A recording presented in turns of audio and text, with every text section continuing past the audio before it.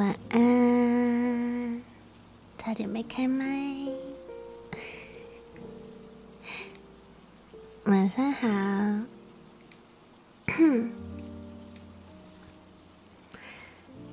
嗨，又到了你们喜欢的，我也喜欢的朗读。有，我刚刚睡很好，ありがとうね。哦，叶生豪生日快乐！生日快乐 ，Happy Birthday！ 生日快乐！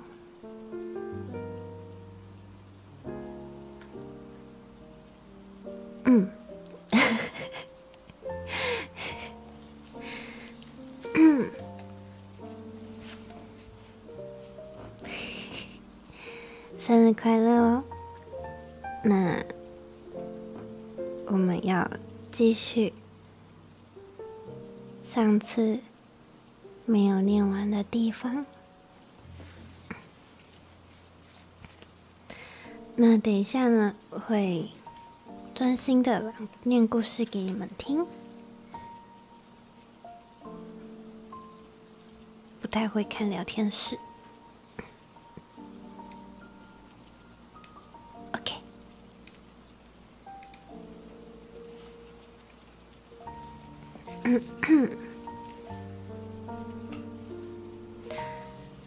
This statement came from Miss Charpentier's lips with many gasps and pauses. At times she spoke so slow that I could hardly catch the words, and made sure hands notes of all that she said. However, so that there should be no possibility of a mistake.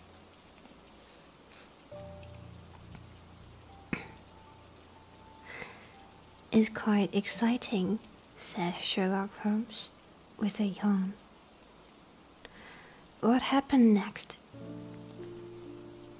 When Miss Charpentier paused, the detective continued. I saw that the whole case hung upon one point, fixing her with my eye in a way which I always found effective with women.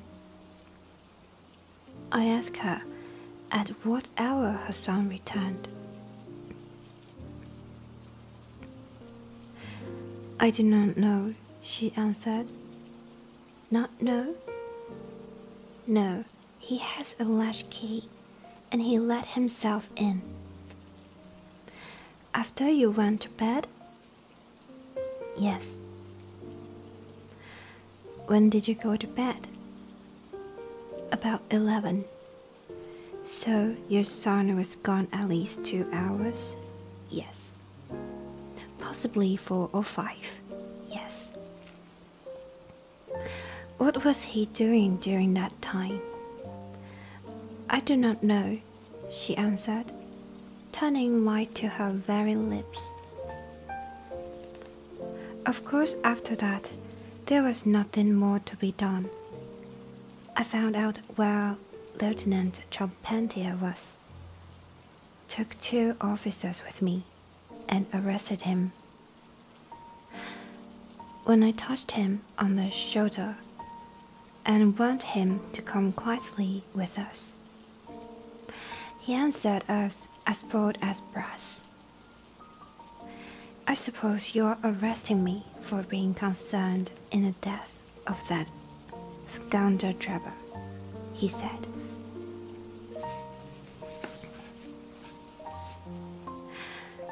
We had said nothing to him about it, so that he alluding to it had the most suspicious aspect. Very, said Holmes. He still carried the heavy stick which the mother described him as having with him when he followed Trevor. It was a stout oak cudgel. What is your theory, then? Well, my theory is that he followed Robert as far as the Brixton Road. When there, a fresh altercation arose between them,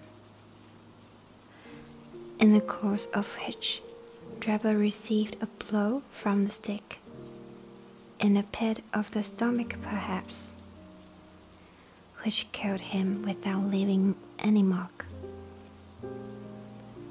The night was so wet that no one was about, so Charpentier dragged the body of him victim into the empty house.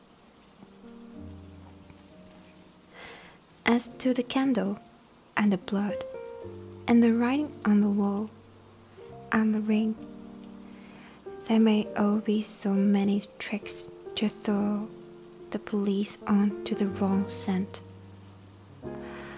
Well done, said Holmes in an encouraging voice. Really, Gregson, you are getting along. We shall make something of you yet. I flatter myself that I have managed it rather neatly, the detective answered proudly.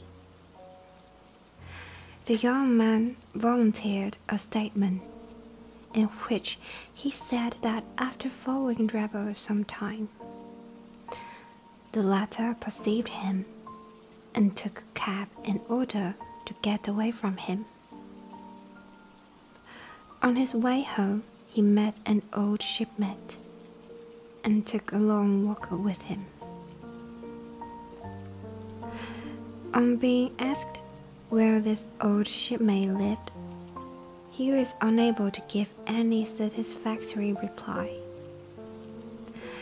I think the whole case fits together uncommonly well. What amuses me is to think of Lestrade, who has started off upon the wrong scent.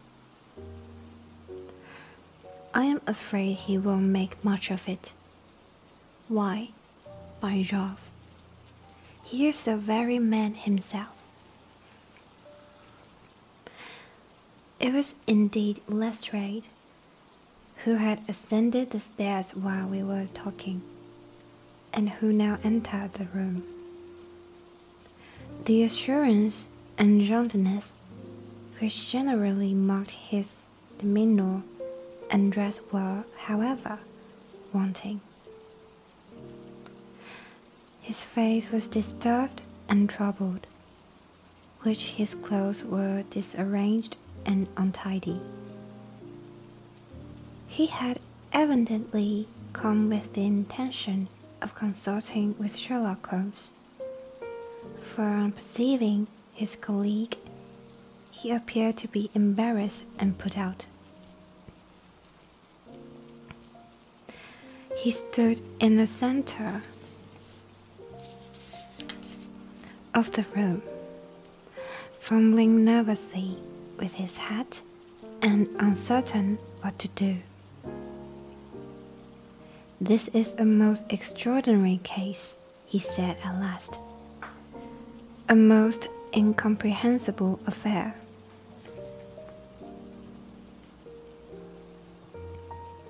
Ah, you find it so, Mr. Lestrade, cried Gregson triumphantly. I thought you would come to that conclusion. Have you managed to find the secretary, Mr. Joseph Stangerson? The secretary, Mr. Joseph Stangerson, said Lestrade gravely, was murdered at Halliday's private hotel about 6 o'clock this morning.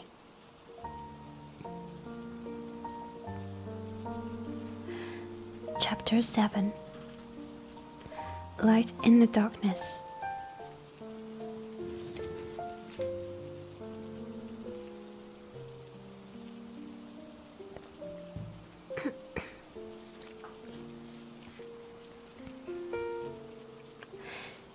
The intelligence with which Lestrade greeted us was so momentous and so unexpected that we were all three fairly dumbfounded.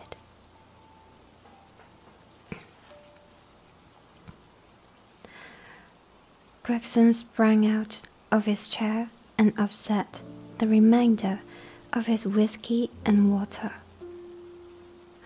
I stared in silence at Sherlock Holmes, whose lips were compressed and his brows drawn down over his eyes. "Sanderson, too," he muttered. "The plot thickens." "It was quite thick enough before," grumbled Lestrade, taking a chair. "I seem to have dropped into a sort of council of war." "Are you? Are you sure of this piece of intelligence?" stammered Gregson. "I have just come from his room," said Lestrade. "I was the first to discover what had occurred." "We have been hearing Gregson's view of the matter," Holmes observed. "Would you mind letting us know what you have seen and done?" "I have no objection," Lestrade answered, seating himself. "I freely confess that I was of the opinion that Stangerson was concerned in the death of Drebber.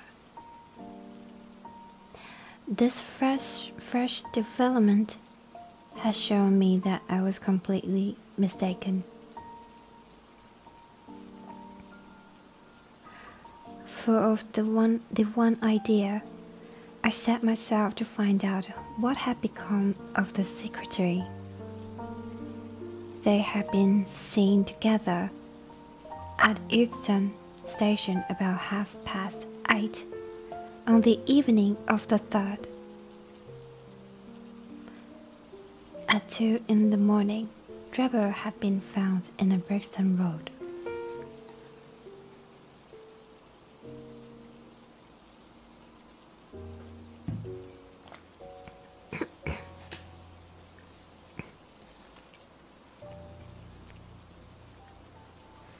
The question which confronted me was to find out how Stangerson had been employed between 8:30 and the time of the crime, and what had become of him afterwards.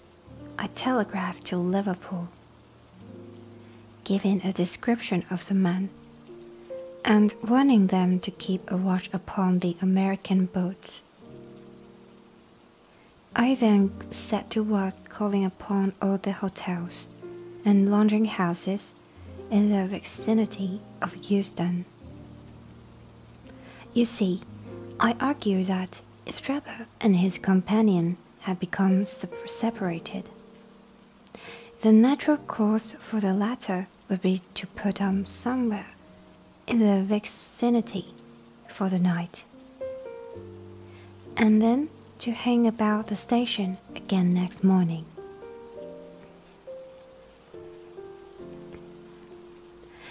They would be likely to agree on some meeting place beforehand, remarked Holmes. So it proved. I spent the whole of yesterday evening in making inquiries entirely without avail. This morning I began very early, and at 8 o'clock I reached Halliday's private hotels in Little George Street. On my inquiry as to whether a Mr. Stangerson was living there, they at once answered me in the affirmative. No doubt you are the gentleman whom he was expecting, they said. He has been waiting for a gentleman for 2 days. Where is he now? I asked. He is upstairs in bed. He wished to be called at 9. I will go up and see him at once, I said. It seemed to me that my sudden appearance might shake him, his nerves, and lead him to say something unguarded. The boots volunteered to show me the room. It was on the second floor, and there was a small corridor leading up to it. The boots pointed out the door to me, and was about to go downstairs again, when I saw something that made me feel sickish. In spite of my 20 years experience, from under the door there curled a little red ribbon of blood, which had meandered across the passage and formed a little pool along the skirting at the other side. I gave a cry, which brought the boots back.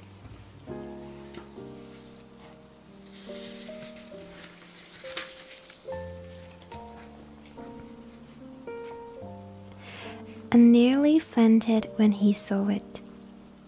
The door was locked on the inside, but we put our shoulders to it and knocked it in.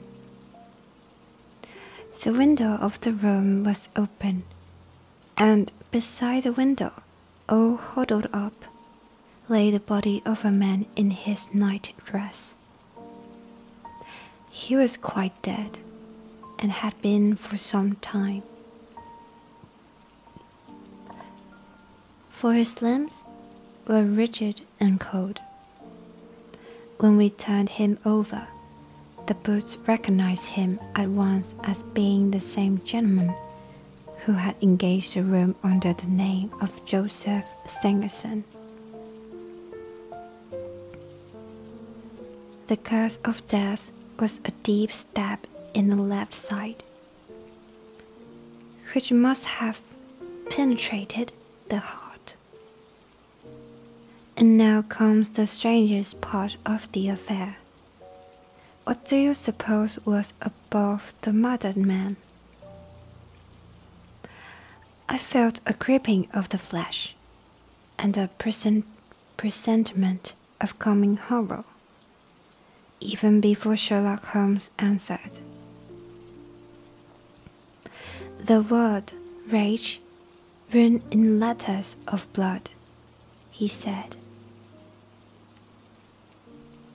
That was it, said Lestrade in an awestruck voice, and we were all silent for a while.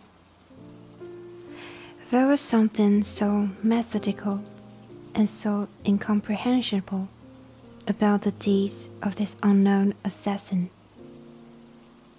that it imparted a fresh gallicence to his crimes. My nerves, which were steady enough on the field of battle, tingled as I thought of it.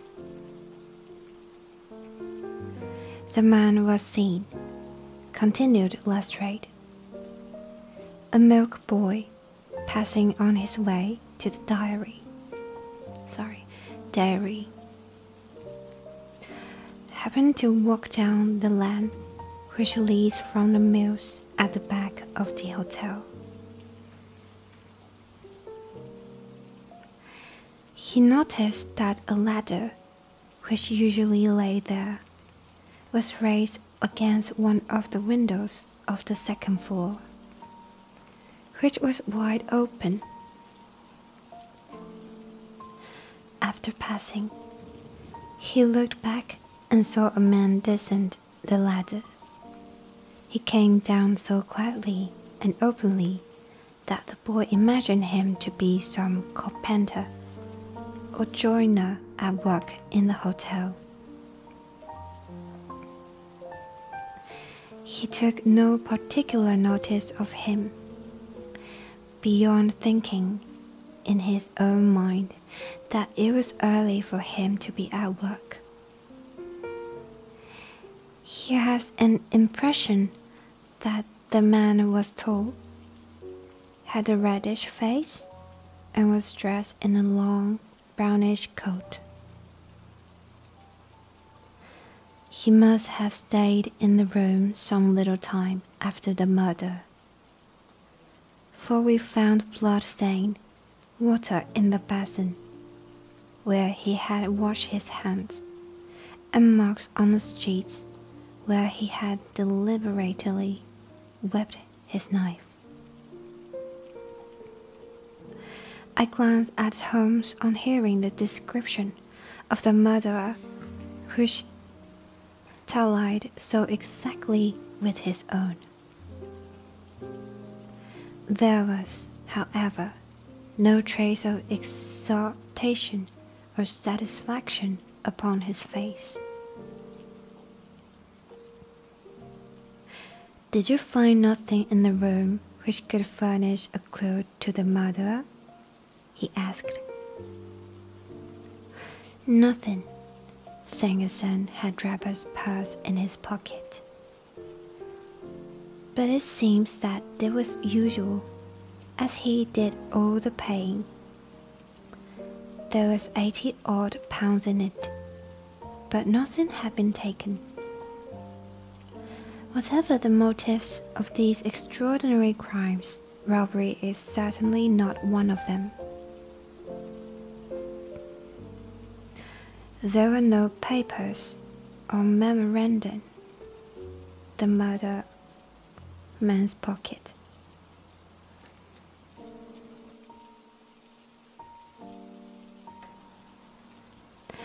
Except a single telegram, dated from Cleveland about a month ago, and containing the words J.H.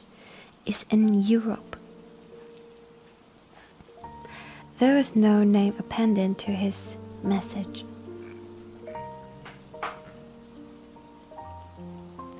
And there was nothing else?" Holmes asked. "Nothing of any importance. The man's novel, with which he had read himself to sleep, was lying upon the bed, and his pipe was on the chair beside him. There was a glass of water on the table, and on the window sill a small cheap ointment box containing a couple of pills." Sherlock Holmes sprang from his chair with an exclamation of delight. "The last link," he cried exultantly. "My case is complete." The two detectives stared at him in amazement. "I have now in my hands," my companion said confidently, "all the threads which have formed such a tangle. There are, of course, details to be filled in, but I am as certain of all the main facts, from the time that Draper parted from Stangerson at the station, up to the discovery of the body of the latter, as if I had seen them with my own eyes. I'll give you a proof of my knowledge. Could you lay your hand upon those pills?" "I have them," said Lestrade, producing a small white box. "I took them and the purse and the telegram, intending to have them put in a place of safety at the police station. It was the merest chance my taking these pills, for I am bound to say that I do not attach any importance to them." "Give them here," said Holmes. "Now, doctor." turning to me, are those ordinary pills? They certainly were not. They were of a paley grey color.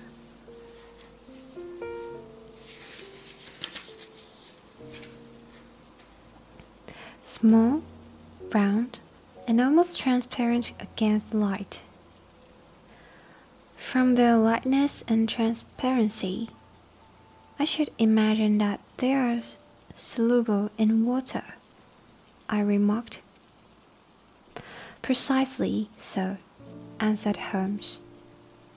Now, would you mind going down and fetching that poor little devil of a terrier which has been bad so long, and which the landlady wanted you to put out of his pain yesterday? I went downstairs and carried the dog upstairs in my arms.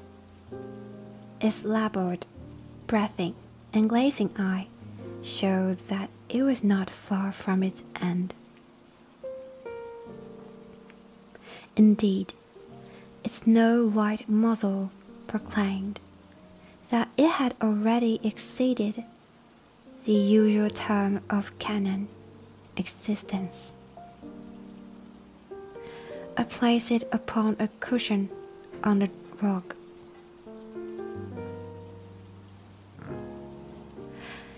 I will now cut one of these pills in two, said Holmes, and drawing his penknife,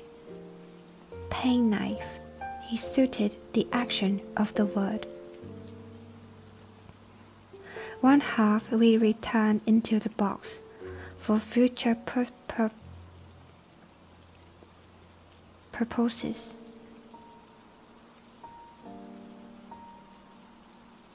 What? For future purposes.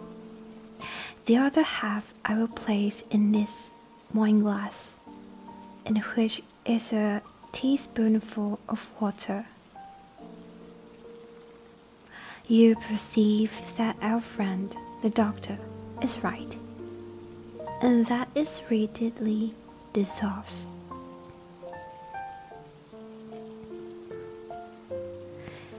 This may be very interesting, said Lestrade, in the injured tone of one who suspects that he is being laughed at. I cannot see, however, what it has to do with the death of Mr. Joseph Stangerson. Patience, my friend, patience. You'll find in time that it has everything to do with it. I shall now add a little milk to make the mixture palatable, and on presenting it to the dog, we find that he laps it up readily enough. As he spoke, he turned the contents of the wine glass into a saucer and placed it in front of the terrier, who speedily licked it dry. Sherlock Holmes' earnest demeanor has so far convinced us that we all sat in silence, watching the animal intently and expecting some startling effect. None such appeared, however. The dog continued to lie stretched upon the cushion, breathing in a labored way, but apparently neither the better nor the worse for its draught. Holmes had taken out his watch, and as minute followed minute without result, an expression of the utmost chagrin and disappointment appeared upon his features. He gouged his lip, drummed his fingers upon the table, and showed every other symptom of acute impatience. So great was his emotion that I felt sincerely sorry for him. While the two detectives smiled derisively, by no means displeased at this check which he had made. "It can't be a coincidence," he cried, at last springing from his chair and pacing wildly up and down the room. "It is impossible that it should be a mere coincidence. The very pills which I suspected in the case of Draper are actually found after the death of Stangerson. And yet they are a nut. What can it mean? Surely my whole chain of reasoning cannot have been false. It is impossible. And yet this wretched dog is none the worse. Oh, I have it, I have it." With a perfect strike of delight he rushed to the box, cut the other pill in two, dissolved it, added milk, and presented it to the terrier. The unfortunate creature's tongue seemed hardly to have been moistened in it before it gave a convulsive shiver in every limb, and lay as rigid and lifeless as if it had been struck by lightning. Sherlock Holmes drew a long breath and wiped the perspiration from his forehead. "I should have more faith," he said. "I ought to know by this time that when a fact appears to be opposed to a long train of deductions, it invariably proves to be capable of bearing some other interpretation. Of the two pills in that box, one was of the most deadly poison, and the other was entirely harmless. I ought to have known that before ever I saw the box at all."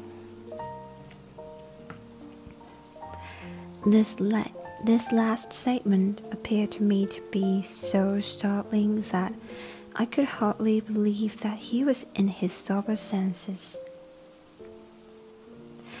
There was a dead dog, however, to prove that his conjecture had been correct. It seemed to me that the mist in my own mind was gradually clearing away, and I began to have a dim, vague perception of the truth. "All this seems strange to you," continued Holmes, "because you failed at the beginning of the inquiry to grasp the importance of the single real clue which was presented to you. I had the good fortune to seize upon that, and everything which has occurred since then has served to confirm my original supposition, and indeed was the logical sequence of it."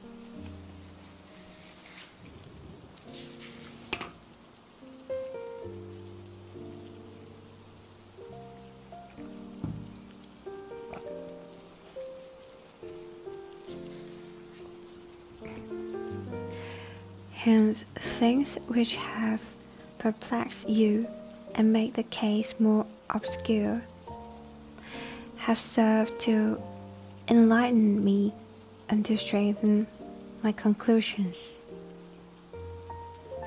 It is a mistake to confound strangeness with mystery.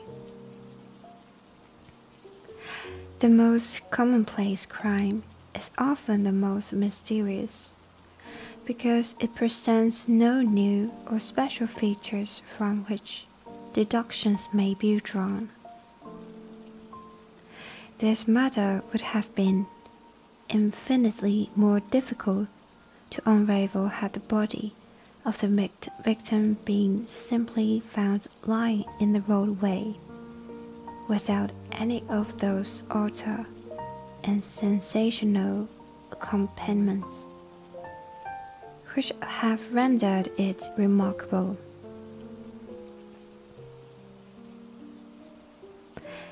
These strange details, far from making the case more difficult, have really had the effect of making it less so. Mr. Gregson, who had listened to this address with considerable impatience, could contain himself no longer. "Look here, Mr. Sherlock Holmes," he said. "We are all ready to acknowledge that you are a smart man, and that you have your own methods of working. We want something more than mere theory and preaching now, though. It is a case of taking the man. I have made my case out, and it seems I was wrong." Young Charpentier could not have been engaged in this second affair. Lestrade went after his man, Stangerson, and it appears that he was wrong too. You have thrown out hints here and hints there, and seem to know more than we do. But the time has come when we feel that we have a right to ask you straight how much you do know of the business. Can you name the man who did it?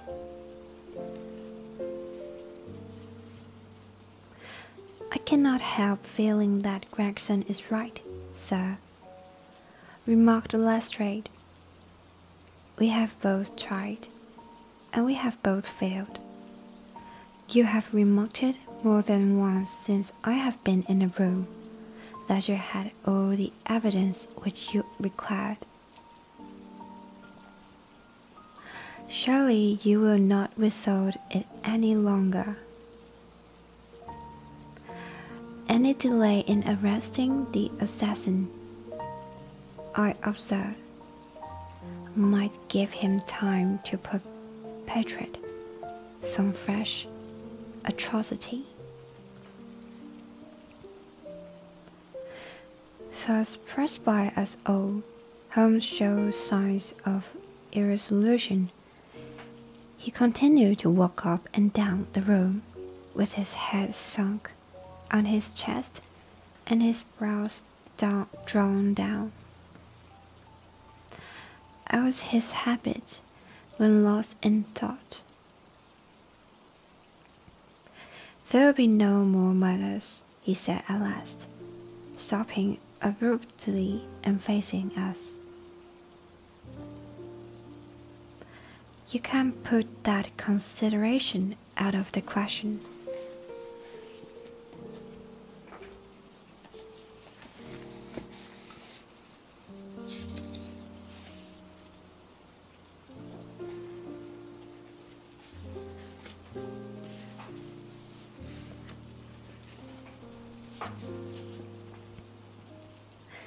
"You have asked me if I know the name of the assassin. I do. The mere knowing of his name is a small thing, however, compared with the power of laying our hands upon him. This I expect very shortly to do. I have good hopes of managing it through my own arrangements, but it is a thing which needs delicate handling, for we have a shrewd and desperate man to deal with, who supported as I have had occasion to prove, by another who is as clever as himself. As long as this man has no idea that anyone can have a clue, there is some chance of securing him. But if he had the slightest suspicion, he would change his name and vanish in an instant among the 4 million inhabitants of this great city.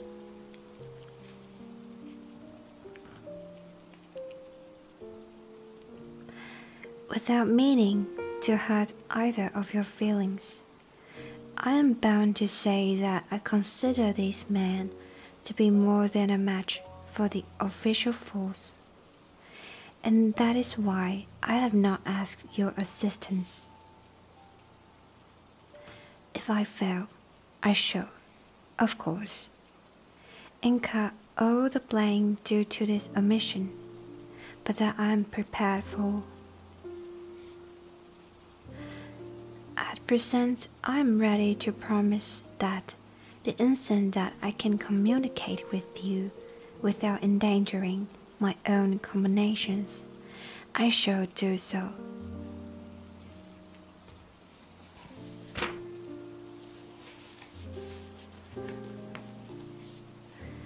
Gregson and Lestrade seemed to be far from satisfied by this assurance, or by the depreciating allusion to the detective police. The former had flushed up to the roots of his flaxen hair,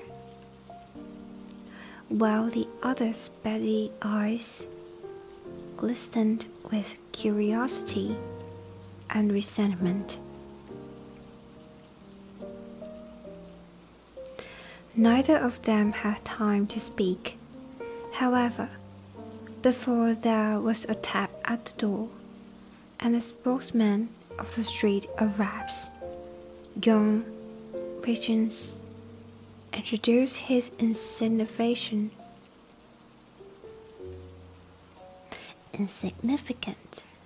and unsavory person.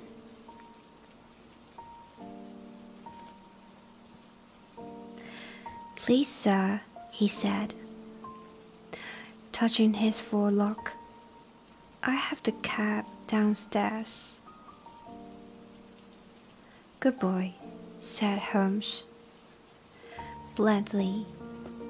"Why won't you introduce this pattern at Scotland Yard?" He continued, taking a pair of steel handcuffs from a drawer. "See how beautifully the spring works. They fasten in an instant." "The old pattern is good enough," remarked Lestrade, "if we can only find the man to put them on."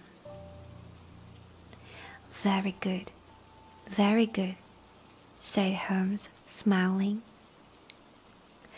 "The cabman may as well help me with boxes. Just ask him to step up, Wiggins."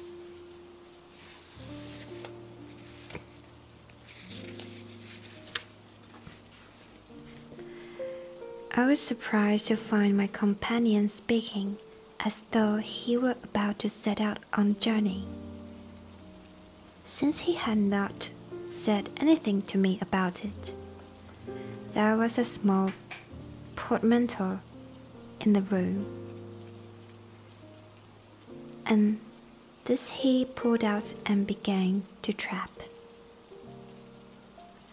He was busily engaged at it when the cabman entered the room. "Just give me a help with this buckle, cabman," he said, kneeling over his task and never turning his head. The fellow came forward with a somewhat sullen, defiant air and put down his hands to assist. At that instant, there was a sharp click. The jangling of metal, and Sherlock Holmes sprang to his feet again. "Gentlemen," he cried, with flashing eyes, "let me introduce you to Mr. Jefferson Hope, the mother of Enoch Drebber and of Joseph Stangerson." The whole thing occurred in a moment, so quickly that I had no time to realize it. I have a vivid recollection of that instant, of Holmes' triumphant expression and the ring of his voice, of the cabman's dazed, savage face, and he glared at the glittering handcuffs, which had appeared as if by magic upon his wrists. For a second or two, we might have been a group of state statues. Then, with an inarticulate roar of fury, the prisoner wrenched himself free from Holmes' grasp and hurled himself through the window. Woodwork and glass gave way before him.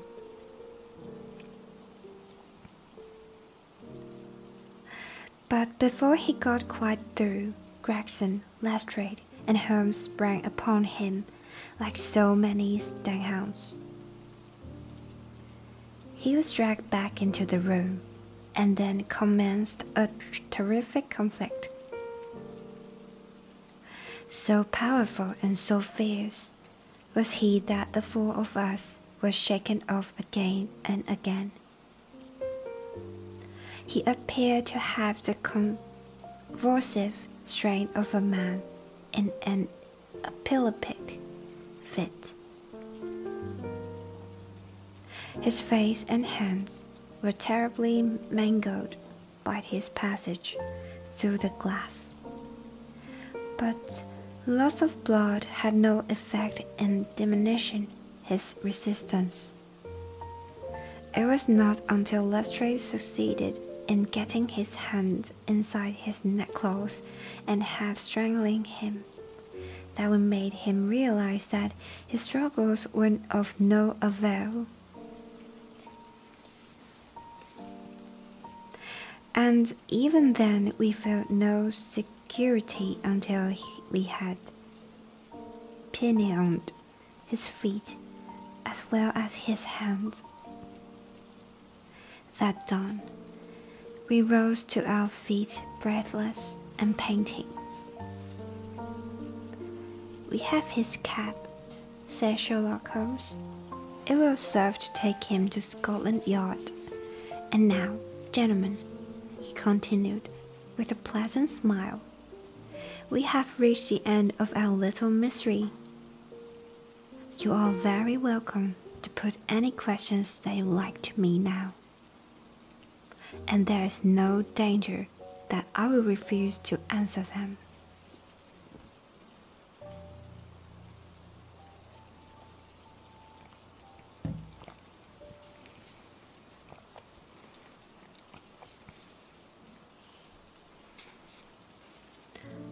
Part 2. The Country of the Sands. Chapter 1. On the Great Ugly Plain.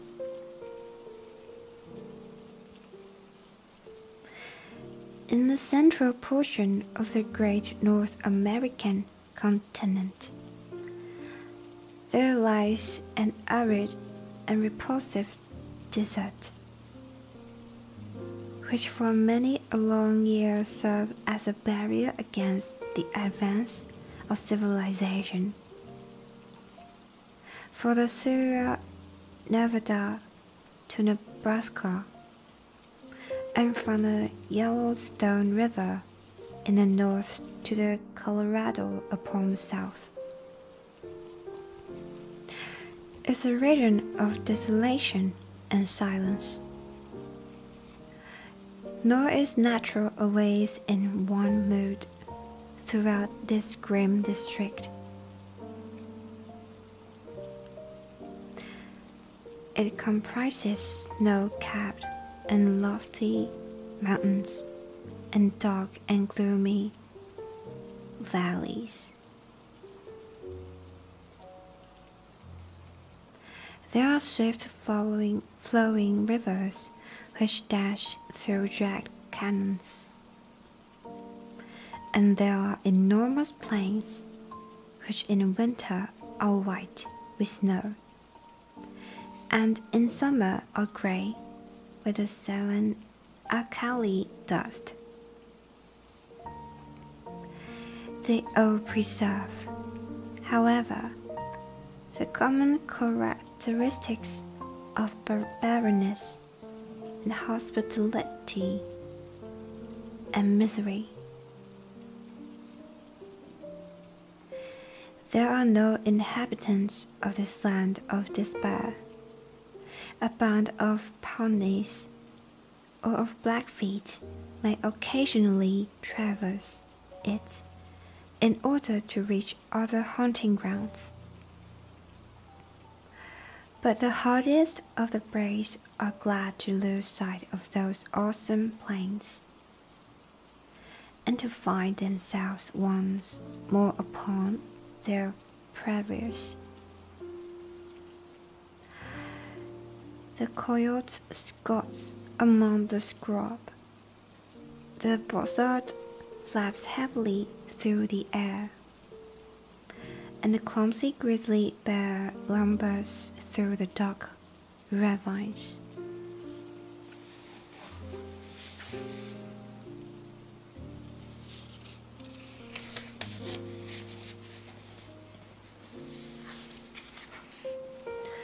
And picks up such sustenance as they can amongst the rocks. These are the sole dwellers in the wilderness. In the whole world there can be no more dreary view than that from the northern slope of the Sierra Blanco. As far as the eye can reach stretched the great flat plain land, all dusted over with patches of alkali, and intersected by clumps of the dwarfish chaparral bushes. On the extreme verge of the horizon lie a long chain of mountain peaks, with their rock summits flecked with snow. In this great stretch of country, there is no sign of life.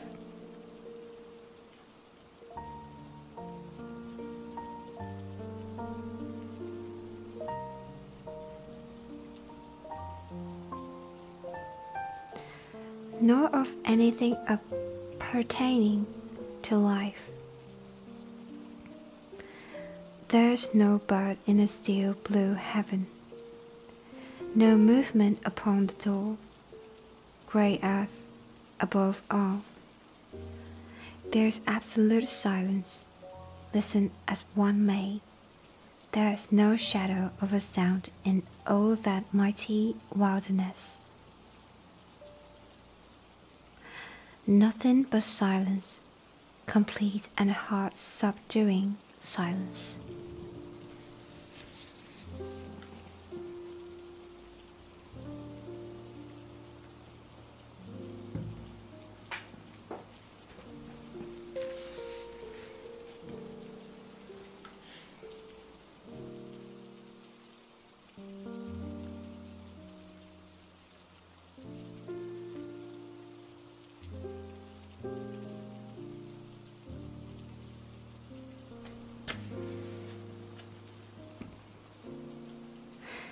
It has been said there is nothing appertaining to life upon the broad plain.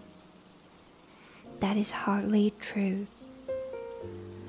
Looking down from the Sierra Blanco, one sees a pathway traced out across the desert, which winds away and is lost in the extreme distance. It is rutted with wheels and trodden down by the feet of many adventurers. Here and there are scattered white objects which glisten in the sun and stand out against the dull deposit of alkali. Approach and examine them. They are bones, some large and coarse, others smaller and more delicate. The former have belonged to oxen and the latter to man. For 1,500 miles one may trace this ghastly caravan route by these scattered remains of those who had fallen by the wayside. Looking down on this very scene, there stood upon the 4th of May, 1847, a solitary traveler. His appearance was such that he might have been the very genius or demon of the region.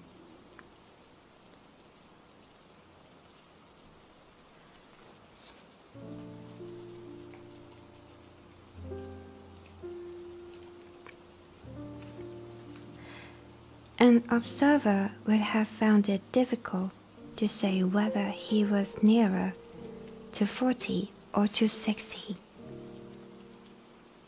His face was lean and haggard, and the brown parchment-like skin was drawn tightly over the projecting bones. His long brown hair and beard were all flecked and dashed with white. His eyes were sunken in his head and burned with an unnatural luster. With a hand which grasped his rifle was hardly more fleshy than that of a skeleton. As he stood, he leaned upon his weapon for support. And yet, his tall figure and the massive framework of his bones suggested a wiry and vigorous constitution. His gaunt face, however, and his clothes, which hung so baggy over his shriveled limbs, proclaimed what it was that gave him that senile and decrepit appearance. The man was dying from hunger and from thirst. He had toiled painfully down the ravine and onto this little elevation in the vain hope of seeing some signs of water. Now the great salt plain stretched before his eyes, and the distant belt of savage mountains, without a sign anywhere of plant or tree, which might indicate the presence of moisture. And all that broad landscape, there was no gleam of hope.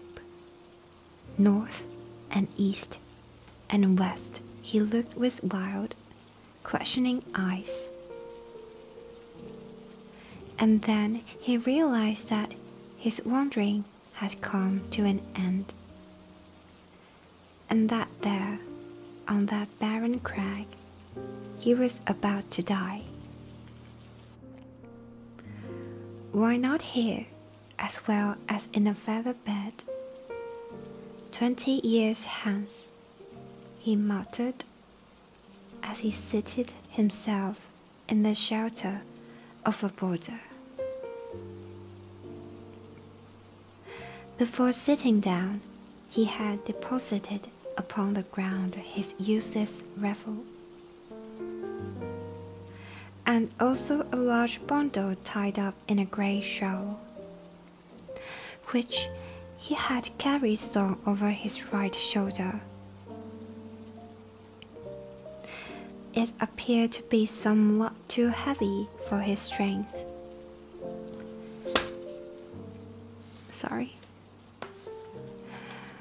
For in lowering it, it came down on the ground with some little violence. Instantly there broke from the grey parcel a little moaning cry, and from it there protruded a small, scared face with very bright brown eyes and two little speckled, dimpled fists.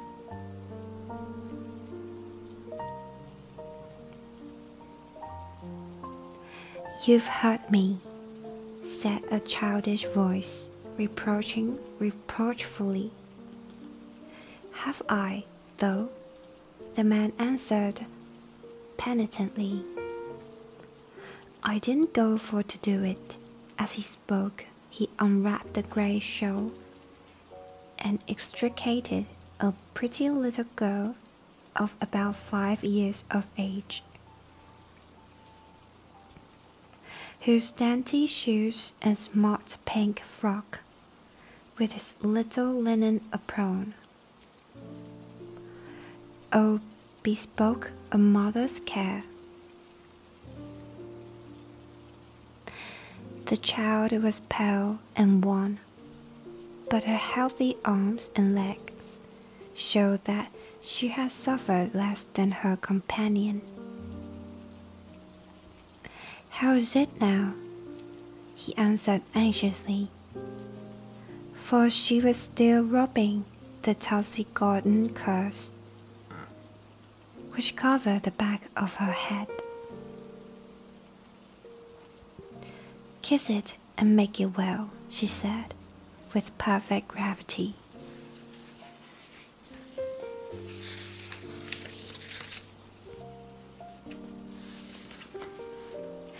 Showing the injured part up to him. "That's what Mother used to do." "Where's Mother?" "Mother's gone. I guess you'll see her before long." "Gone? Oh," said the little girl. "Funny, she didn't say goodbye. She most always did if she was just going over to Auntie's for tea. And now she's been away 3 days. Say, it's awful dry, ain't it? And there's no water nor nothing to eat." "No, there ain't nothing, dearie. You just need to be patient a while, and then it'll be all right. Put your head up again me, like that, and then you'll feel bullier. It ain't easy to talk when your lips is like leather, but I guess I'll best let you know how the cards lie. What's that you cough?"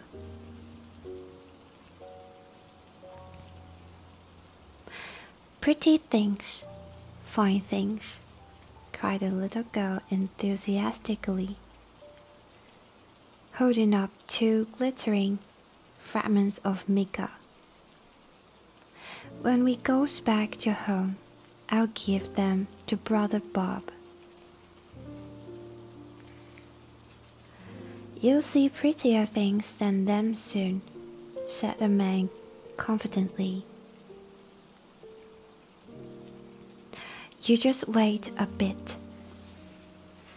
I was going to tell you though. You remember when we left the river?"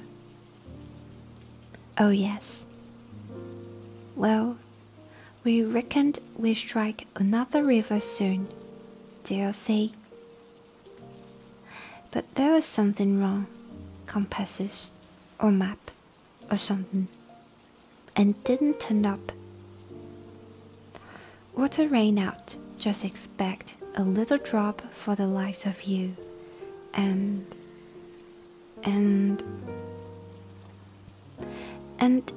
you couldn't wash yourself, interrupted his companion gravely, staring up at his grimy visage. No, nor drink, and Mr. Bender, he was the first to go. And then Indian Pete, and then Miss McGregor,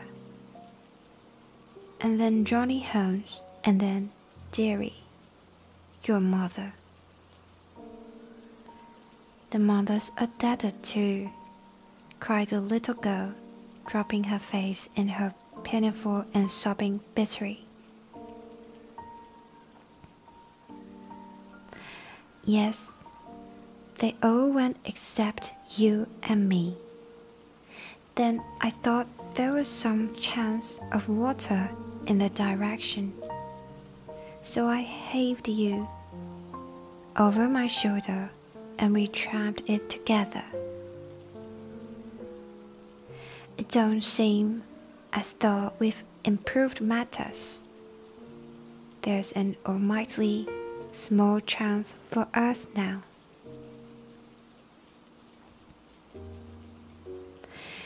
Do you mean that we are going to die too? Asked the child, checking her sobs and raising her tear-stained face. I guess that's about the size of it.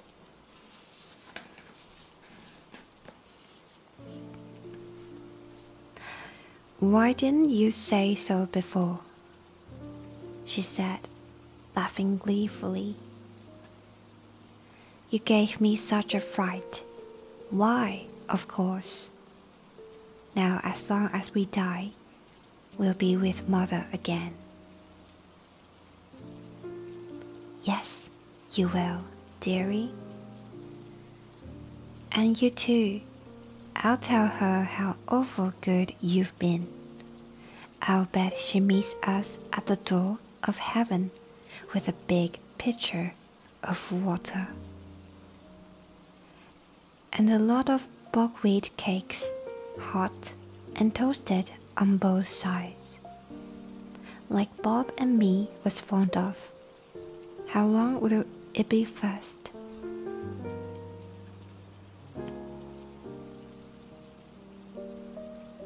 I don't know, not very long. The man's eyes were fixed upon the northern horizon. In the blue vault of the heaven there had appeared 3 little specks, which increased in size every moment. So rapidly did they approach. They speedily resolved themselves into 3 large brown birds, which circled over the heads of the 2 wanderers, and then settled up upon some rocks which overlooked them. They were buzzards, the vultures of the west, whose coming is the forerunner of death.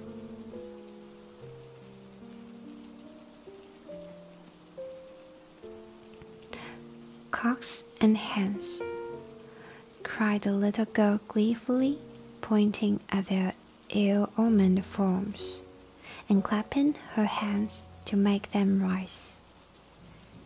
Say, did God make this country?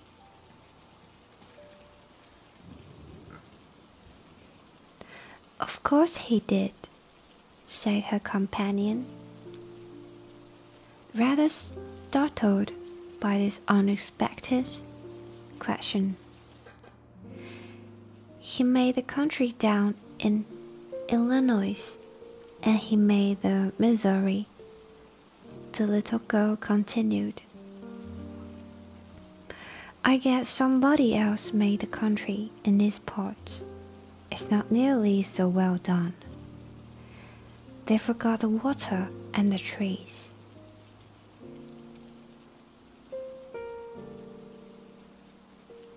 What would you think of offering up prayers? The man asked diffidently. It ain't night yet, she answered. It don't matter. It ain't quite regular.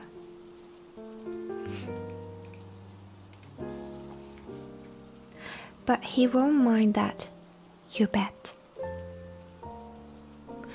You say over them once that you used to say every night in the wagon when we was on the planks. Why don't you say some yourself? The child asked, with wondering eyes. I disremember them, he answered. I hadn't said none since I was half the height of that gun. I guess it's never too late. You say them out, and I'll stand by and comment on the choruses.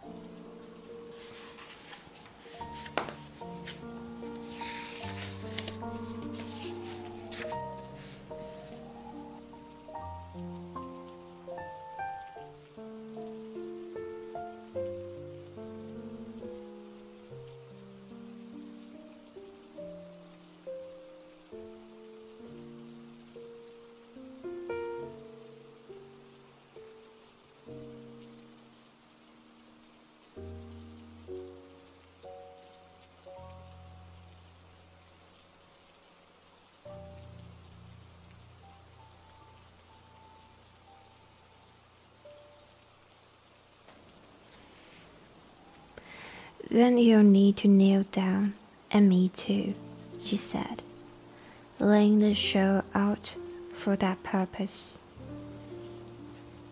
You've got to put your hands up like this. It makes you feel kind of good. It was a strange sight. Had there been anything but the buzzards to see it? Side by side on the narrow shore knelt the two wanderers, the little pressing child and the reckless, hardened adventurer. Her chubby face and his haggard, angular visage were both turned up to the cloudless heaven in heartfelt entreaty to that dread being with whom they were face to face. While the two voices, the one thin and clear, the other deep and harsh, united in the entreaty for mercy and forgiveness. The prayer finished, they resumed their seats in the shadow of the Buddha until the child fell asleep, nestling upon the broad breast of her protector. He watched over her slumber for some time, but natural proved to be too strong for him. For 3 days and 3 nights he had allowed himself neither rest nor repose. Slowly the eyelids drooped over the tired eyes, and the head sunk lower and lower upon the breast, until the man's grizzled beard was mixed with the gold tresses of his companion, and both slept the same deep and dreamless slumber. Had the wanderer remained awake for another half-hour, a strange sight would have met his eyes. Far away on the extreme verge of the alkali plain, there rose up a little spray of dust, very slight at first, and hardly to be distinguished from the mists of distance, but gradually growing higher and broader until it formed a solid, well-defined cloud. This cloud continued to increase in size until it became evident that it could only be raised by a great multitude of moving creatures. In more fertile spots, the observer would have come to the conclusion that one of those great herds of bisons which graze upon the prairie land was approaching him. This was obviously impossible in these arid wilds. As the wall of dust drew near to the solitary bluff upon which the two castaways were reposing, the canvas-covered tilts of wagons and the figures of armed horsemen began to show up through the haze, and the apparition revealed itself as being a great caravan upon its journey for the west. But what a caravan! When the head of it had reached the base of the mountains, the rear was not yet visible on the horizon.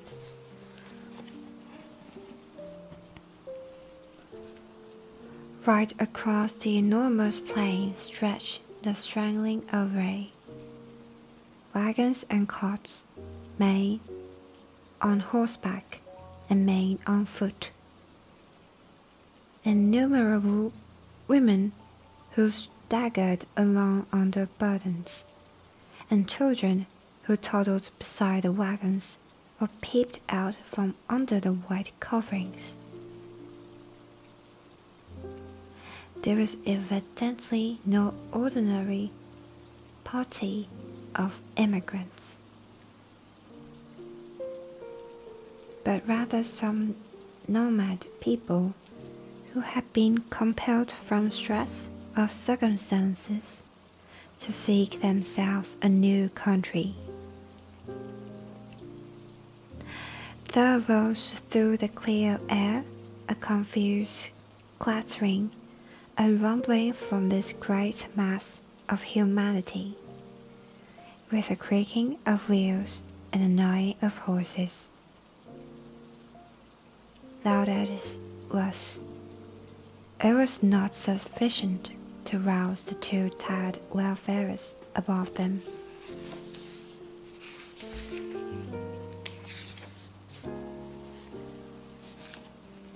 At the head of column, there rode a score or more of grave, iron-faced men, clad in somber, homespun garments and armed with rifles.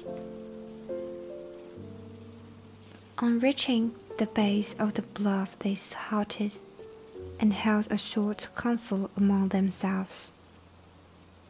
"The whales are to the right, my brothers," said one, a hot-lipped, clean-shaven man with grizzly hair.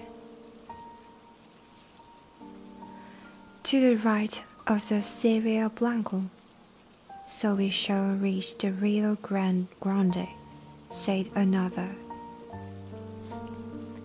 "Fear not for water," cried a third. "He could drove it from the rocks, will not now abandon his own chosen people." "Amen, amen," responded the whole party. They were about to resume their journey when one of the youngest and leanest uttered an exclamation and pointed up at the rock crag above them.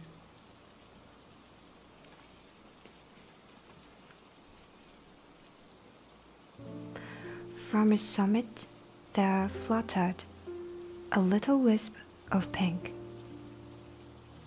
showing up hard and bright against the grey rocks behind. At the sight, there was a general running up of horses and unsigning of guns, while fresh horsemen came galloping up to reinforce the vanguard. The word Redskins was on every lip. "There can't be any number of engines here," said the elderly man who appeared to be in command. "We have passed the ponies, and there are no other tribes until we cross the great mountains." "Shall I go forward and see, Brother Stangerson?" asked one of the band. "And I, cried a dozen voices.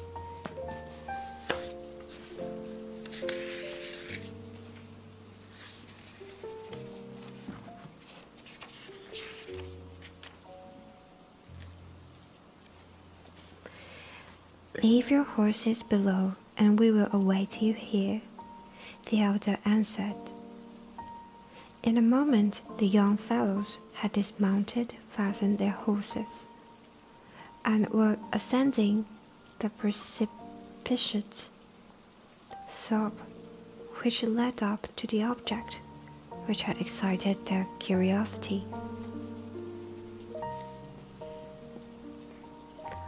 They advanced rapidly and noiselessly with the confidence and dexterity of practiced scouts. The watchers from the plain below could see them flit from rock to rock until their figures stood out against the skyline. The young man who had first given the alarm was leading them. Suddenly his followers saw him throw up his hands, as though overcome with astonishment, and on joining him they were affected in the same way by the sight which met their eyes.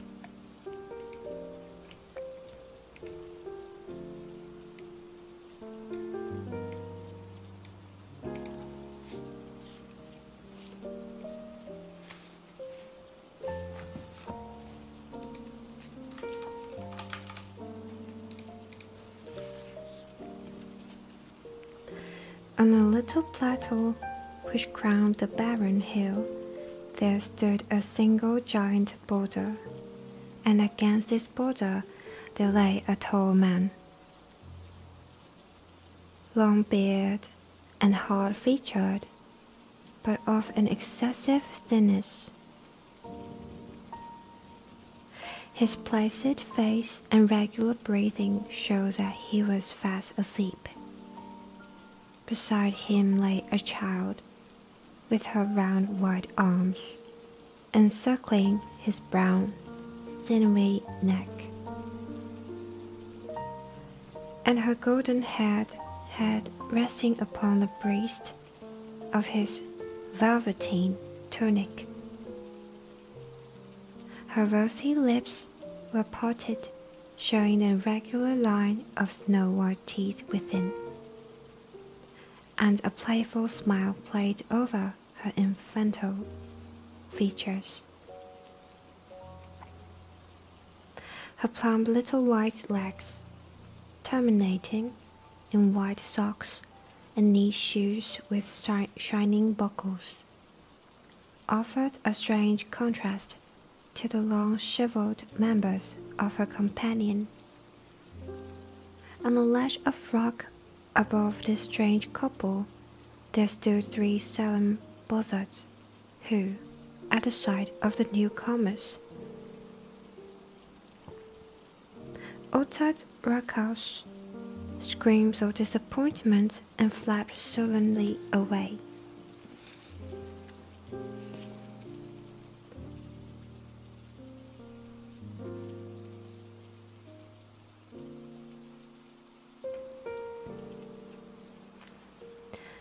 The cries of the 4 birds awoke the 2 sleepers, who stared about them in bewilderment. The man staggered to his feet and looked down upon the plain, which had been so desolate when sleep had overtaken him, and which was now traversed by this enormous body of men and of beasts. His face assumed an expression of incredulity as he gazed, and he passed his bony hand over his eyes. "This is what they call delirium, I guess," he muttered. The child stood beside him, holding on to the skirts of his coat, and said nothing, but looked all around her with the wondering, questioning gaze of childhood.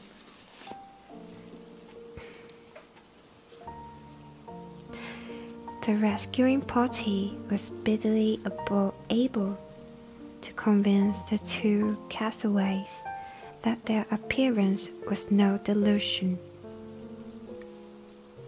One of them seized the little girl and hoisted her upon his shoulder, while 2 others supported her gaunt companion and assisted him towards the wagons. "My name is John Ferrier," the wanderer explained. "Me and that little are all that's left of 21 people. The rest is all dead, or thirst and hunger away down in the south." "Is she your child?" asked someone. "I guess she is now," the other cried, defiantly. "She's mine, 'cause I saved her. No man will take her from me. She's Susie Ferrier from this day on." "Who are you, though?" he continued, glancing with curiosity at his stalwart. "Sunburned rescuers. There seems to be a powerful lot of it. Nigh on to 10,000, said one of the young men. "We are the persecuted children of God, the chosen of the angel Moroni." I never heard tell on him," said the wanderer. "He appears to have chosen a fair crowd of you. Do not jest us at that which is God sacred," said the other sternly. "We are of those who believe in those sacred writings, drawn in Egyptian letters on plates of beaten gold, which were handed unto the holy Joseph Smith at Pomeroy. We have come from Nauvoo, in the state of Illinois, where we have founded our temple. We have come to seek a refuge from the violent man and from the godless, even though it be the heart of the desert. The name of Nauvoo evidently recalled recollections to Joe Ferrier. "I see," he said. "You are the Mormons." "We are the Mormons," answered his companions with one voice. "And where are you going?" "We do not know. The hand of God is leading us under the person of our Prophet. You must come before him. He shall say what is to be done with you." They had reached the base of the hill by this time, and were surrounded by crowds of the pilgrims, pale-faced, meek-looking women, strong, laughing children, and anxious,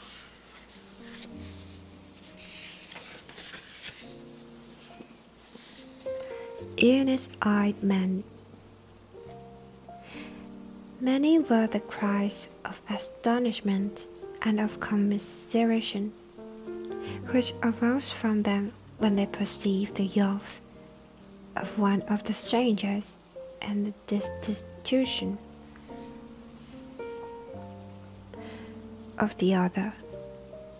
Their escort did not halt, however, but pushed on, followed by a great crowd of Mormons, until they reached a wagon, which was conspicuous for its great size and for the gaudiness and smartness of its appearance.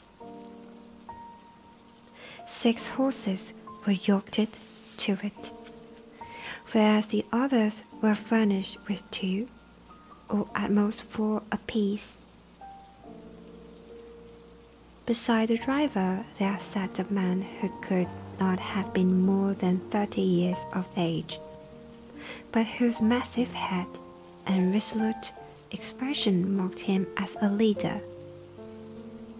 He was reading a brown-backed volume, but as the crowd approached he laid it aside and listened attentively to an account of the episode. Then he turned to the 2 castaways. "If we take you with us," he said in solemn words, "it can only be as believers in our own creed. We shall have no wolves in our fold. Better far that your bones should bleach in this wilderness than that you should prove to be that little speck of decay, which in time corrupts the whole fruit. Will you come with us on these terms?"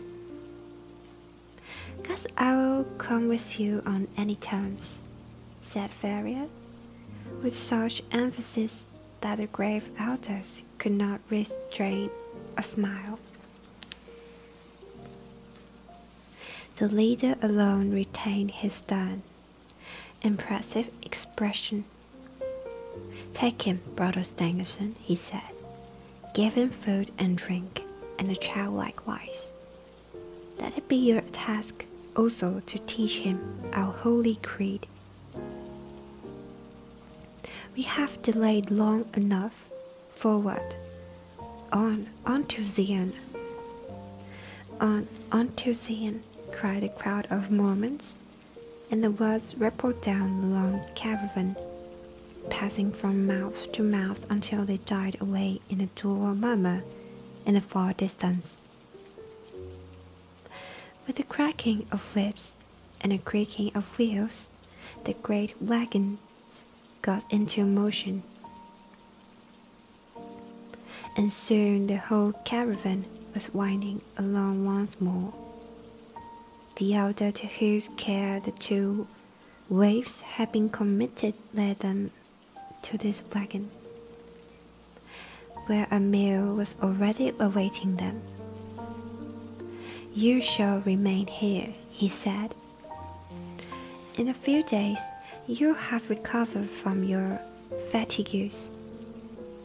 In the meantime, Remember that now and forever you are of our religion.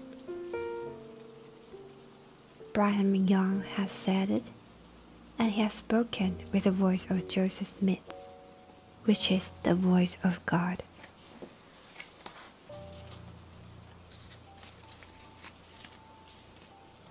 好了，今天的朗读要到这边告一段落了。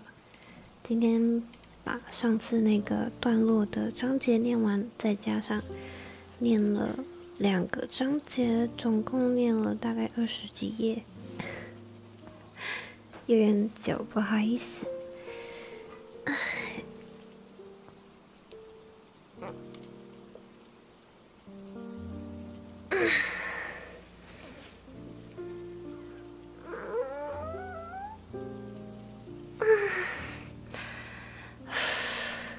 书好重，小说好重。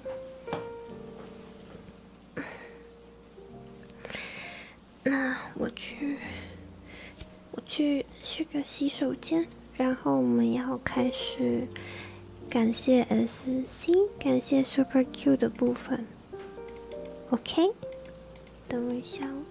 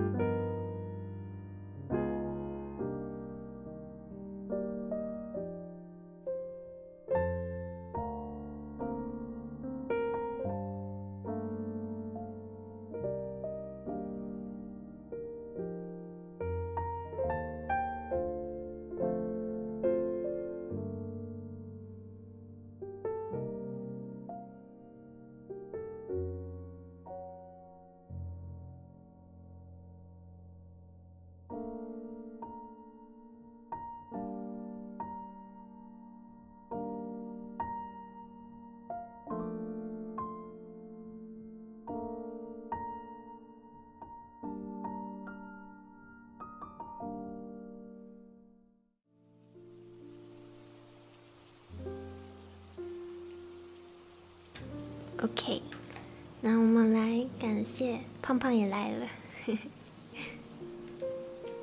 那我们感谢可爱费，要从对诡异的可爱费开始，诡异喵的可爱费，那个我今天的时候，我不是说就请大家帮我记一下，就是我念到哪里嘛。然后我突然就想到，万一诡异他换名字怎么办？如果他换名字，我不就忘记我念到哪里了吗？对不对？对吧？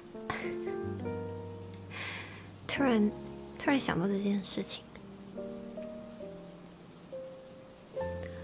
在哪里呢？该不会真的改名了吧？应该没有吧。诡异你的可爱哦，找到了，吓死我了！好有道理，对不对？因为胖胖现在在我腿上，所以我离麦克风有一小一点的距离，会太小声吗？会太小声吗？或太……应该不会太大声啦。胖胖，你几岁了？你自己说。我想一下哦，你几岁了？哎呦，跟个小 baby 一样。那么大了，跟个小 baby 一样。他2岁多了，很舒服是不是？很舒服是不是？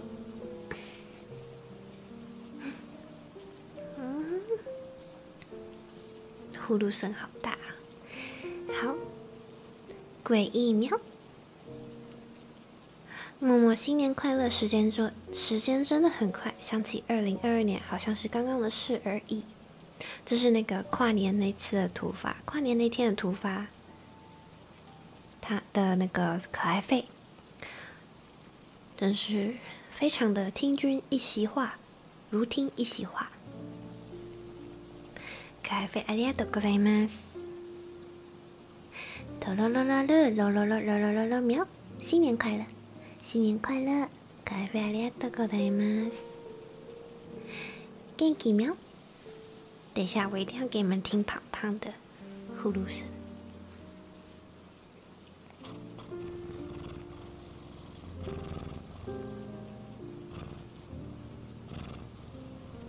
不要，好可爱呀，你宝宝，妈妈宝宝哈。好可爱呀你，你最可爱了。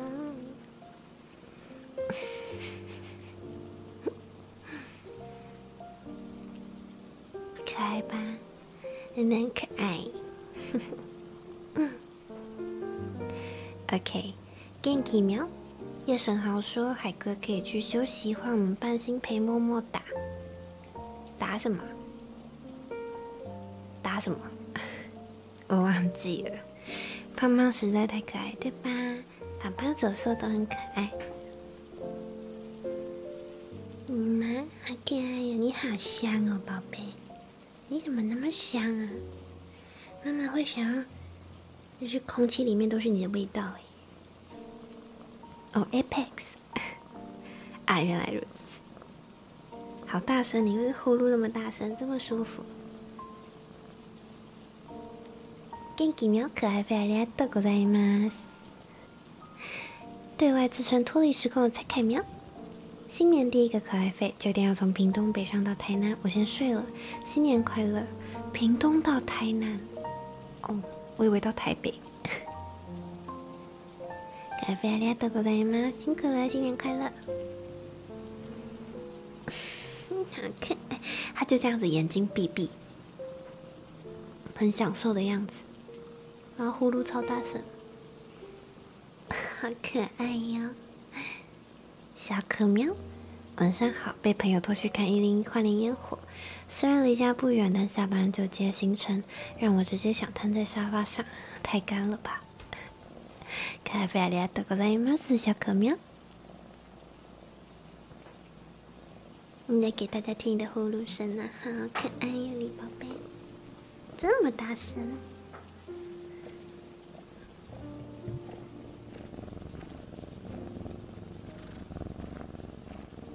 这么大声啊！舔毛是不是？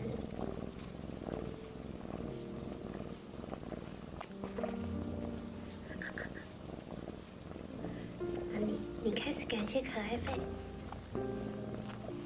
舔毛啊！我直接把麦克风对着他。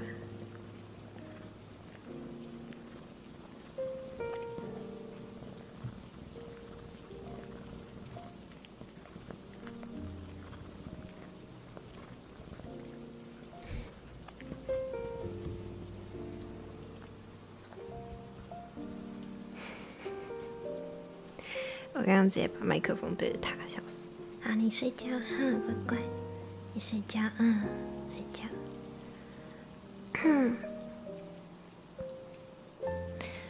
生无可恋，默默最可爱喵！ありがとうね，默默晚安，这是今天的可爱费，默默也要早点休息。OK，ありがとうございます，可愛费ありがとうね。结果那天真的很早休息耶，我早上才休息，而且我那天因为我想跟就是1月1号嘛，我想跟胖胖手手一起睡，所以我睡在沙发上，笑死。托尼喵，今年的第一个就给捏捏了，ありがとうございます。咖啡ありがとうね，你的第一个我就收下了，ありがとう。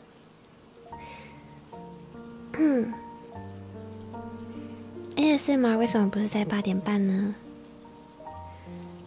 其实我有想改，就是晚一点呢，因为我的台基本上除了朗读都是在8点半，但是 ASMR 我有点想改晚一点，因为我觉得是一个很放松的，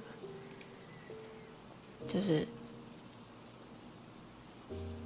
的那个东西，你们知道的。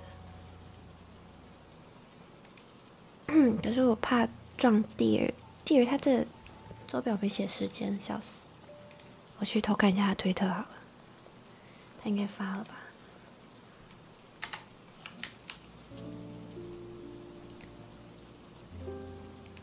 没发吗？都没看到。Dear是9点聊天，是不是？9点半，9点半啦。对啊，再晚一点就撞到啦。难道我要调成11点吗？11点杂谈，好像也可以。的确8点半，外面还很吵杂。我的意思是说，这个热闹的城市非常的嘈杂，不是说外面真的很吵。可是我的 ASMR 并不是说让你们入眠的，是 ASMR 杂谈啊，你们明天就知道了，姐妹们，可以吗？我有看到有些人没有办法跟到，就有点遗憾，是我的第一次 ASMR。我先改成11点好了。我自己本来也有在想这个问题，然后但是我想说，预报都发出去了，周表都发出去了，会不会就是给一些人造成困扰？あ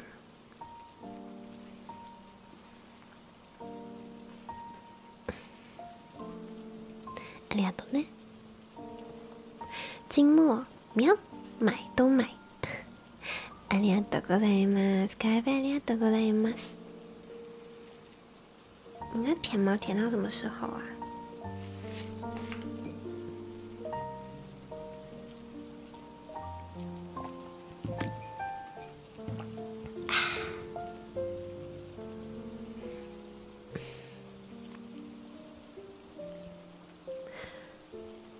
我希望你们会喜欢明天的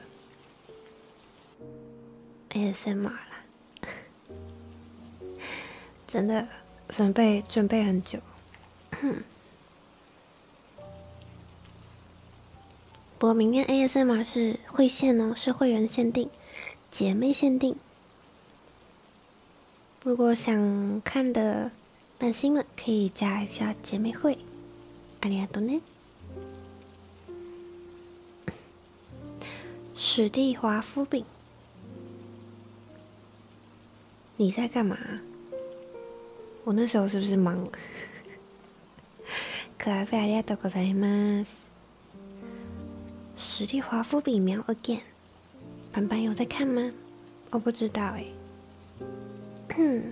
应该有，我真的不知道。哎，应该有吧？我不知道。那时候几点了？可能没有。咖啡ありがとうございます。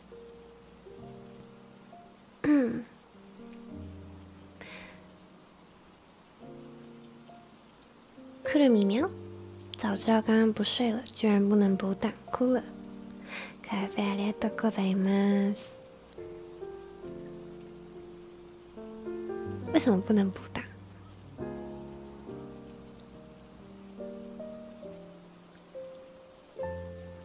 只是一个 7-Eleven 的爪哇咖喱，喵，好，帮你记住。什么默默不是北七，我们才是，你们不是，好不好？咖啡ありがとうございます。小丽李奶喵，刚睡醒进来就是 Emma 的歌回，太幸福了吧？对，因为 Emma 结婚，所以唱了一些 Emma 的歌，笑死。咖啡ありがとうございます。星読み？干嘛？哦，你睡着还要甩一把是不是？明けおめ、今年もよろしくね。咖啡ありがとうございます。こちらこそよろしくお願いします。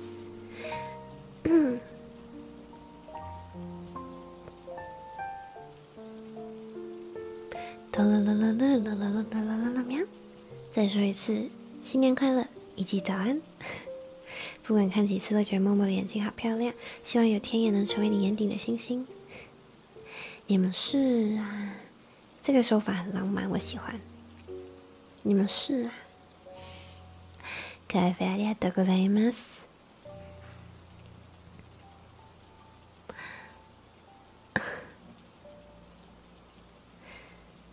好，不要揉眼睛。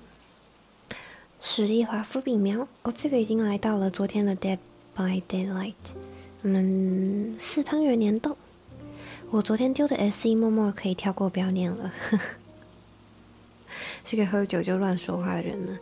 实力华夫饼苗可爱啡ありがとうございます。是不是被黏过的金桔柠檬喵？也丢了一个狗狗的贴图，ありがとうございます。くるみ喵没有留言，可爱啡ありがとうございます。叫くるみ喵有去喝一瓶新的鲜红茶拿铁吗？红茶拿铁，他红茶拿铁洒了，我真的快笑死，对不起。谢谢你让我笑得那么开心。抹茶冲锋喵，我还没有，赶紧买一杯新的、啊，很好喝呢。抹茶冲锋喵，晚上安，先留了猫肺跟猫咪，你留在我的 ASMR 待机室。猫咪肉你在这里，晚上要在医院陪爸爸，就没办法跟台了。人没事，就老人家一个人在病房孤单寂寞觉得冷而已。辛苦了，辛苦了，陪病不是一件轻松的事情哎。您真孝顺，是个乖孩子。抹茶冲锋喵，咖啡ありがとうございます。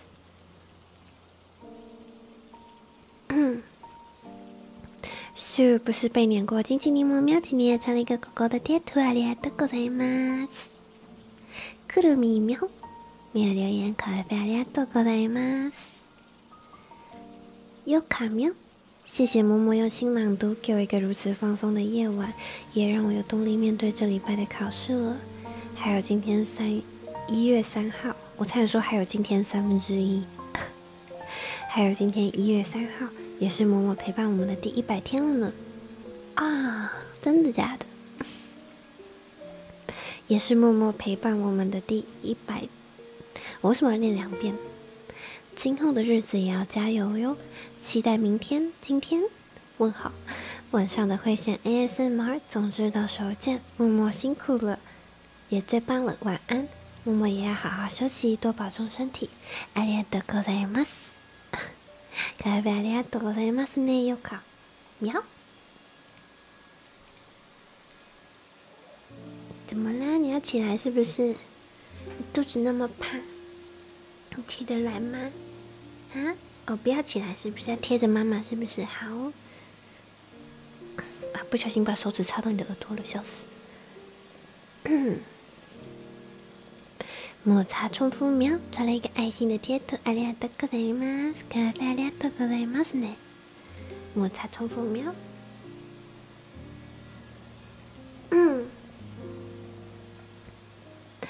单推那么的滴滴猫喵，默默辛苦了，今天的兔子耳朵好勾追，ありがとうございます。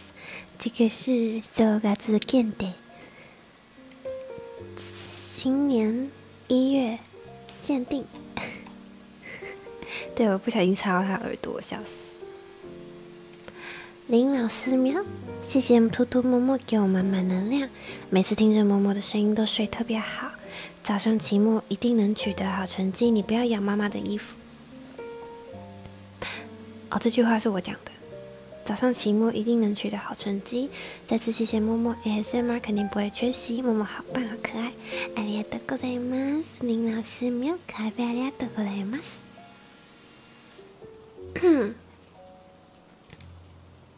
来看一下那个绿界的部分。好了，妈妈很忙耶，还要一直撸你。你倒是很舒服哈，你倒是很舒服哈。订阅夜3号喵，默默辛苦了。ありがとうございます。可愛ありがとうね，生日快乐。虽然赢过，但是我不管了，生日快乐。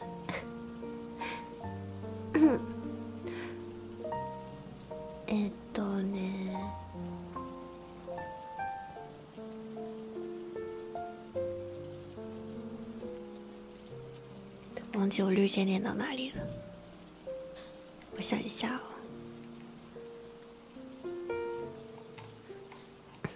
我有念，好像有这个，反正就是 Steve 苗，酒钱放这里，这个我好像讲过，对不对？算了，可愛ありがとうございます。好，那今天的朗读差不多到这边结束了。那希望今天朗读，无论你有没有睡着，对，我还有2件事要跟大家讲。我想一下是哪2件事一件就是因为刚刚聊天室，刚刚聊天室就是飞到天边去了，所以我就让你们冷静一下。就你们要聊天可以去，你们不是有那个半新的 DC 群吗？你们可以去 DC 群里面聊天。那因为这边还有很多其他的观众，其他的班星们，那不希望大家你掉下去了。不希望大家就是补档的时候，或者是当下在看的时候，会觉得奇怪，这里怎么聊天室氛围跟不上？等一下 ，Scott 喵，谢谢默默今晚的朗读，早点休息，祝你有个好梦。ありがとうございます。干嘛？好了，你太胖了是不是 ？OK， 这样子好不好？可愛ありがとうございます。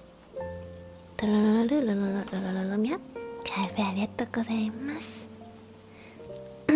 好，不用说对不起，刚刚对不起够多了。然后，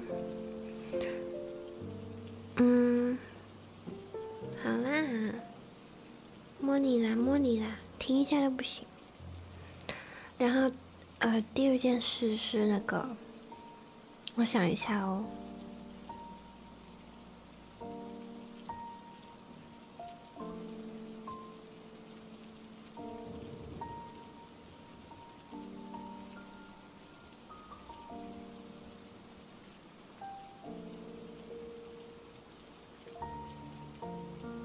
我想起来了，就是你们不是都会看到那个小雅剪的一些精华吗？那我有在一个小雅底下，小雅剪的精华底下留言说，我希望尽量不要剪那种就是偏福利向的精华，因为我们很棒，我们很优秀的小雅呢，她的精华被越来越多人看到了。那我不希望说大家就因为已经有了嘛，已经剪过这种精华，如果一直剪的话，可能刚看到 Nemo 的人可能会想说，这个人每天都在做这种事情，是不是？怎么就一堆都只有这种精华？然后我就觉得说，我不希望，因为精华其实有它的影响力嘛。然后我想说，我自己是不希望说，比如说我喝酒之后会变很鲁啊，或是说，就是这种。我比较不正经的时候，对，回形象，我比较不正经的时候的东西都变成代表我的一个形象，这样子，这样你们懂吗？所以小雅剪得很棒啊，只是我个人比较偏向一些，就是用我的话说，就是比较有营养的精华。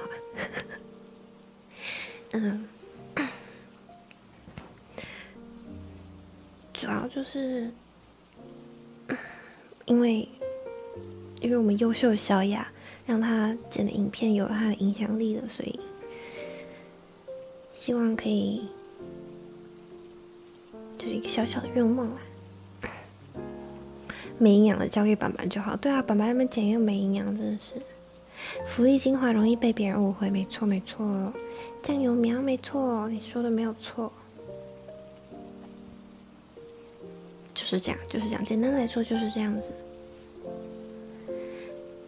单推 Nemo 的弟弟猫喵，温柔气质担当的面膜形象。可愛いありがとうございます。你们要认真说，反而不好意思了。威牛顿灵牌喵，谢谢默默，我直接睡着，手机掉下来打到脸。哇！但我还是好喜欢这颗温柔婉约气质粉红汤圆的朗读。温柔婉约气质，不敢当，不敢当，不敢当。可愛いありがとうございます。天空空会随妹いらっしゃい。我来看一下可不可以放什么烟火啦，吵死了。我来看一下有没有什么频道会员哟。OK， 我来念。鱼愿喵，欢迎随妹いらっしゃい。小日喵，重新加入的哦。可愛飞不是可愛飞，欢迎加入妹いらっしゃい。白眼猫喵，刚刚一言难尽。可愛いありがとうございます。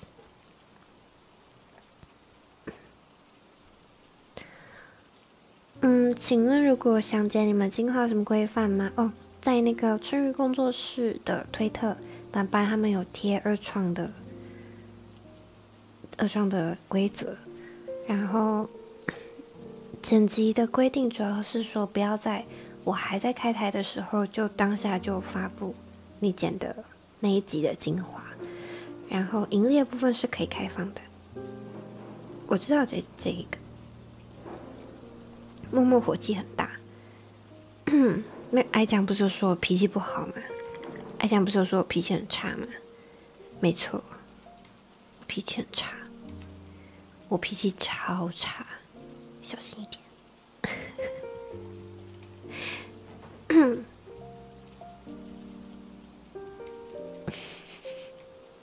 那集对，我就那集不是吗？没有 J 喵，欢迎随妹いらっしゃい。陈浩宇喵，随妹いらっしゃい。三平零蓝喵，随妹いらっしゃい。小雅喵，重新加入妹いらっしゃい。不要这样说自己。我被砸到醒来的时候，还想说怎么有人在讲话，不好意思，すいません。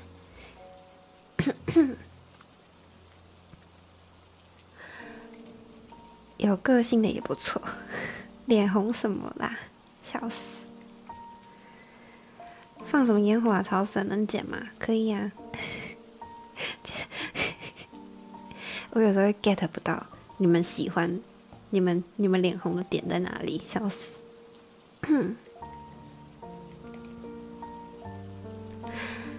音乐喵，欢迎随妹いらっしゃい。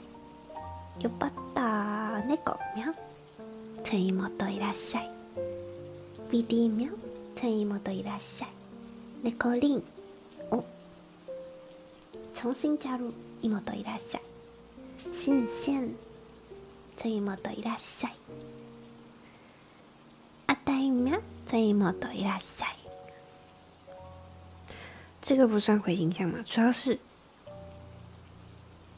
我觉得这还好诶，这个不会啊，主要是就是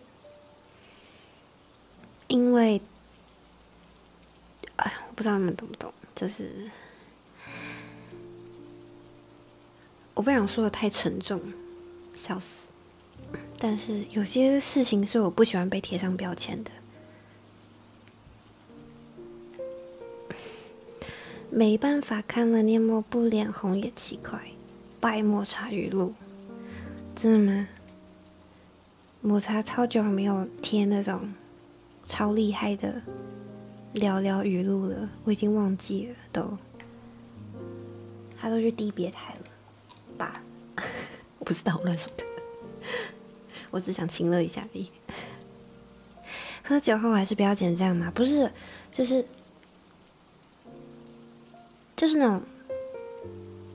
那种，就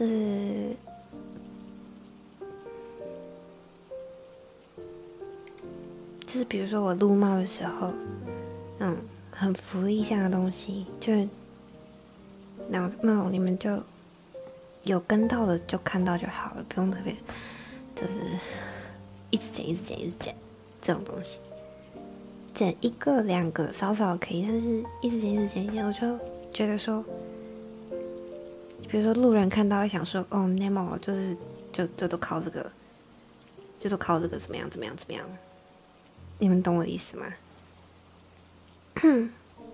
维牛顿了100秒，说的准确一点是醒来的时候想说，怎么有人那么温柔在跟我说话？我房间现在应该只有我啊。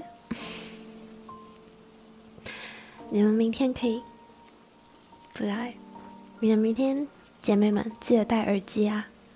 我比较喜欢耳机的，我自己用监听喇叭，我是觉得用耳机效果比较好。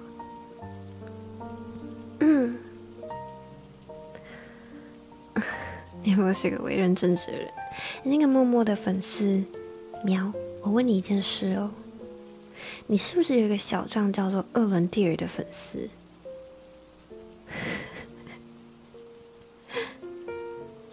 那如果是在直播存档的留言区标示出营养段落的时间点呢？叶老师，我觉得这可以标出那个时间点是可以的，就是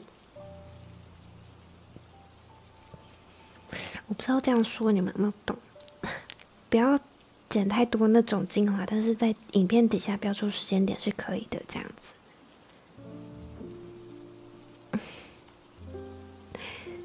说不定这是大奖。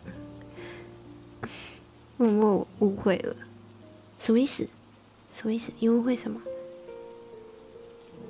没有啊，没有啦，我不是啦，我只是好奇而已啦，因为很像有一个叫2轮蒂尔的粉丝，然后他的头贴也是那个蒂尔的那个 Q 版的，就是图片啊，没事，等一下你们不要这样子，有。我知道，好，那不是你小账，但是有也没有关系，好不好？小时候只想问而已。Robin She， 欢迎最美丽的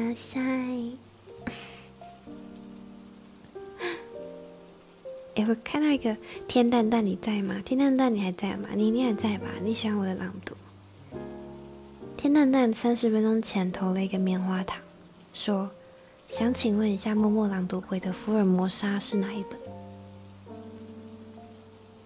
朗读回的福尔摩沙是哪一个版本？寒假期间比较轻松，想要买原文的福尔摩沙，配默默的朗读一次。我念到第4集了，你还说我念的是福尔摩沙？但对Nemo的弟弟们。帮抹茶代丢 SC， 下一代见证者在 YouTube 进台了。什么？下一批见证者在 YouTube 进台了？做梦的心无法再稍待片刻，不知道为什么？何必问？为什么跟着我一起生活就很快乐耶？什么意思啊？我好困惑。弟弟们喵，可爱粉，ありがとうございます。天蛋蛋直接社死，笑死。不客气，我喝一下水。我下一站告你。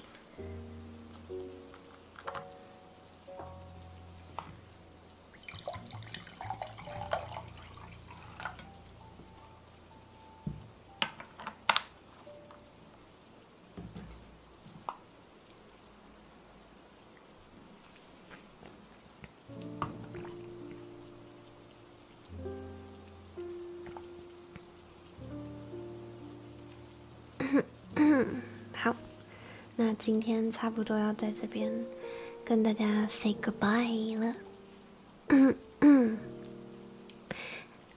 明天的 ASMR 我自己也很期待，我会再多练习一下的。頑張ります。辛苦了。那谢谢今天来听 Nemo 朗读的各位，那就算你们没有睡着，也希望可以帮助你们放松心情。明天开始上班上课，加油！辛苦了各位，认真生活的你们很棒，认真看 Nemo 的你们很棒。还有时间练习吗？我其实白天的时候练习很久，所以我刚刚才跑去睡觉，太累了。练习撸猫没问题，我会好好练习的。OK， 爱你不要醒我，笑死！睡去吧，乖。那今天就要在这边跟大家说拜拜咯。那我们姐妹们，我们明天晚上11点见，好不好？明天晚上11点见咯，拜拜。